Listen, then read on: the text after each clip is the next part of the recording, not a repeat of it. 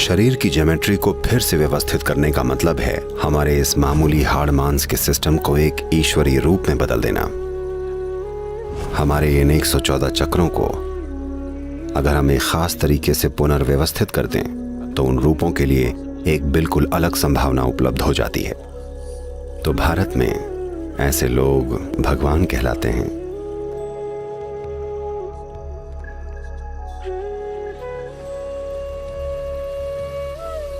जिसे हम ब्रह्मांड कहते हैं या सृष्टि कहते हैं। वो मोटे तौर पर कई रूपों का एक जटिल मिलाप है। ये सभी रूप, ये ग्रह, तारे, ये सारे सिस्टम, ये सब रूप हैं। जब ये रूप समय के साथ विकसित होते होते निपुण बन जाते हैं और लगता है जैसे शाश्वत हों, वो हमारे अनुभव में हमेशा बने रहने वाले इसलिए मालूम पड़ते हैं क्योंकि वो ऐसी सटीक ज्योमेट्री तक पहुंच चुके हैं।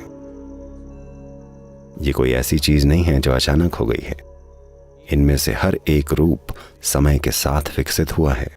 कुछ रूप हैं जो एक सीमा से परे विकसित हो चुके हैं।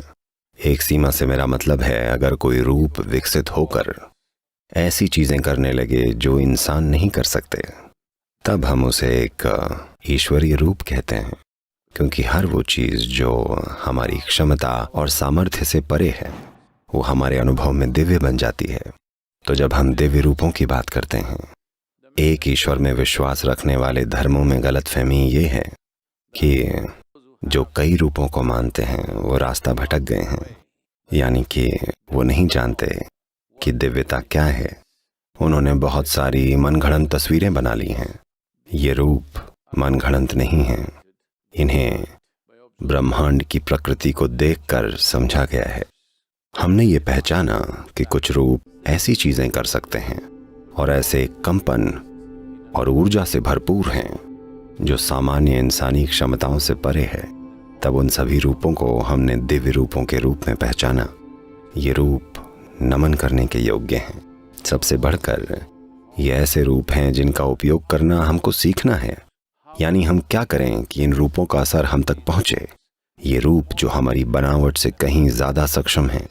इस धरती पर ऐसे प्राकृतिक रूप हैं जो इंसानी रूप से ज्यादा तीव्रता से कार्य कर सकते हैं, या हम इनको जोड़कर नए रूप बना सकते हैं, या हम रूपों का निर्माण कर सकते हैं। रूपों का ऐसा मेल बना सकते हैं जो ऊंचे तरीके से काम करेगा, उससे भी ऊंचा, जैसा हम फिलहाल अभी हैं। असल में योग का पूरा सिस्टम सिर्फ अपने खुद के रूप को व्यवस्थित या पुनर्व्यवस्थित करने के विषय में है। ये 114 चक्र जो कि अपने आप में एक तरह के ऊर्जा रूप हैं, अगर हम उन्हें एक खास तरीके से पुनर्व्यवस्थित करें तो वही इंसान जो अब तक सिर्फ हाड़ मांस था, जो जीवन में आदतों की मजबूरियों के भीतर जी रहा है, अचानक एक और ऊंची संभावना में बदल सकता है।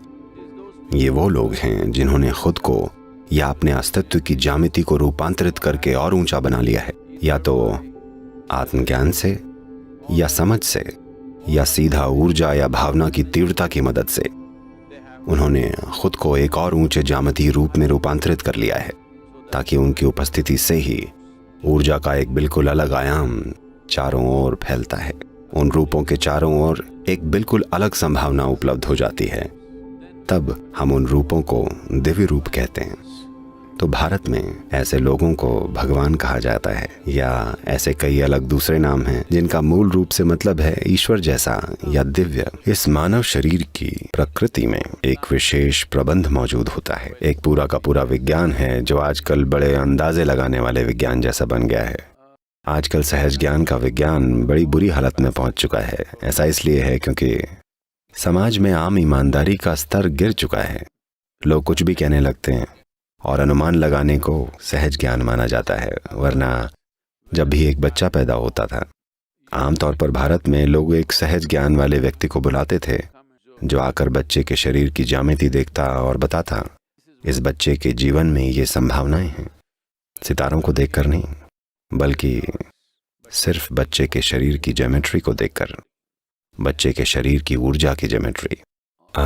शायद आप में से ज़्यादातर लोगों ने सुना हो कि कैसे एक आदमी ने गौतम बुद्ध के भविष्य की भविष्यवाणी की थी। उन्होंने कहा वे या तो एक महान सम्राट बनेंगे या एक महान संत। तो शायद तार्किक दिमाग वालों को ऐसा लगे, अरे ये क्या, ये तो ये या वो वाली बात हो गई। अगर चित भी मेरी पट भी मेरी, तब तो आप सही ही होंगे। नहीं, वो केवल ये बता रहे हैं कि बच्चे की ज्योमेट्री की तीव्रता को देखकर वो कह रहे हैं कि या तो भौतिक दुनिया में वो महान चीजें हासिल करेंगे क्योंकि वो राजा के बेटे हैं, यानी शायद वो एक महान सम्राट बन जाएं, या क्योंकि वो कुछ विशेष देख पा रहे हैं कि बच्चे में अगर इतनी तीव्रता है तो वो अपना टाइम लोगों पर राज करने में क्यों बर्बाद करेगा, बल्कि इससे अच्छा कि वो उन्हें गले लगा लेगा, जो कि ज्यादा समझदारी का काम है। वो उन्हें रूपांतरित करेगा, जो कि एक ज्यादा समझदारी का काम है। तो उन्होंने कहा इसकी तीव्रता एक सम्राट होने से भी ज्यादा दिख रही है।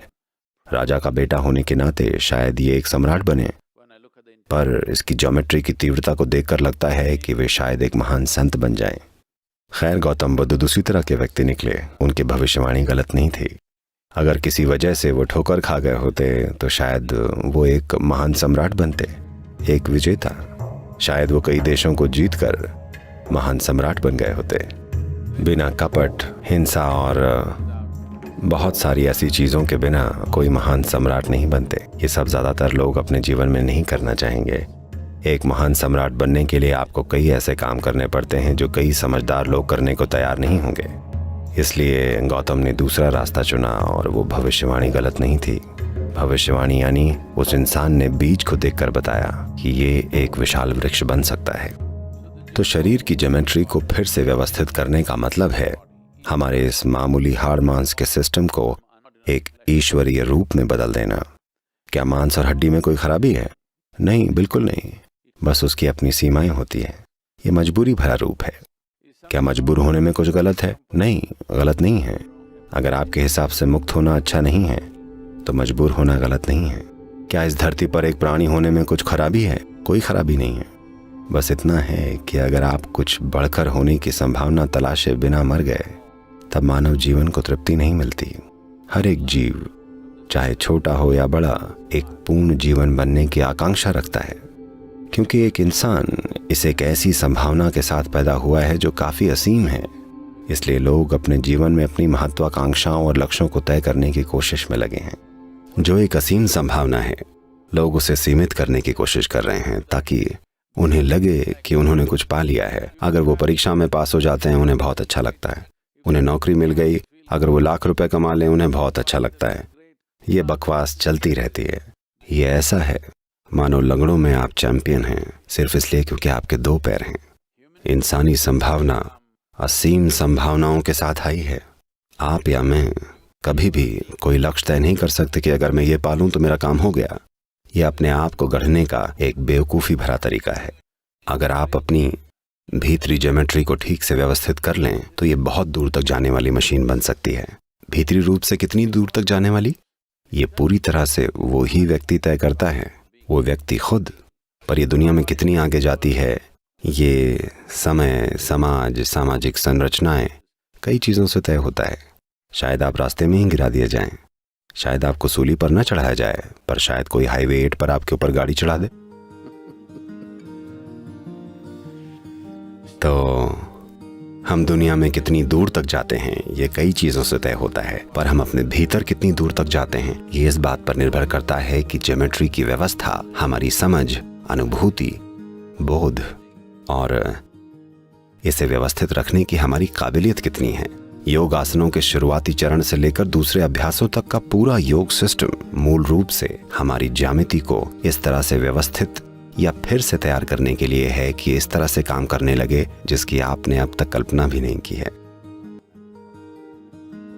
ताकि आप अपनी महत्वाकांक्षाओं से भी परे का जीवन जिएं। आप जिस सीमित समाज में रह रहे हैं उसकी वजह से बेवकूफ़ी भरी महत्वाकांक्षाएं आप में पैदा हो गई हैं। उसके आधार पर अगर आप अपने पड़ोसी से एक कदम आगे हों तो आपकी महत्वाकांक्षाएं पूरी हो जाती हैं। नहीं नहीं नहीं, मैं सिर्फ उतना ही नहीं सोच रहा हूं, मैं पूरे अमेरिका में सबसे अमीर आदमी बनना चाहता हूं। फिर भी आप लंगड़ों में ही हैं, या लंगड़ों के बीच ही एक चैंपियन होंगे बस। तो जैसी परिस्थितियों में हम अभी जी रहे हैं, उनके आधार पर एक असीम संभावना को बेवकूफ़ी भरी चीज़ों में जकड़ के रखना ज़रूरी नहीं है।